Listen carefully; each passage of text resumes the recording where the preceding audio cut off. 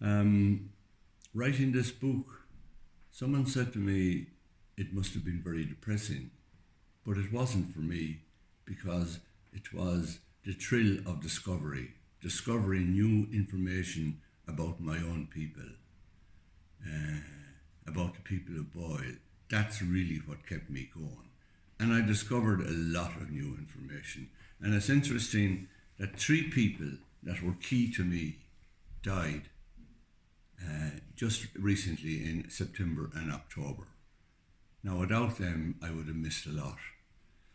So it's always do it, it's not perfect, but it's done and it's down and it's a foundation for someone else that would like to build on it. And I also discovered some truths about my own family.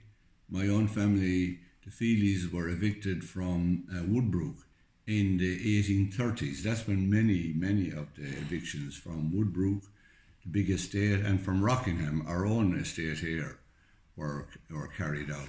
But our own Feelys were evicted from the Woodbrook estate, and their survival, because that was always a puzzle to me. How did we survive? The fact that we were stonecutters, I suppose, we had a trade, and that probably helped. But when I read our survival from the evictions in Woodbrook, it wasn't heroic.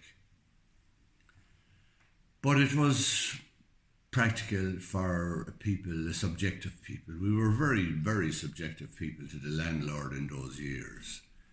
And so I have written about that, and it's very interesting. I also advertised in two local websites looking for good news stories because I wanted to hear from people that survived. And I heard from two families both in America actually, and their story is interesting. And I have some correspondence with them, and I have published that. So I think that gives that human effect to it. That's what I'm not an academic, so I wasn't looking to write the history of the famine. I was looking to write the story of the famine from a local point of view.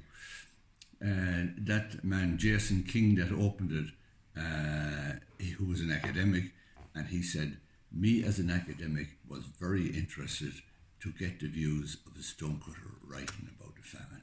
And that's really what this book is about.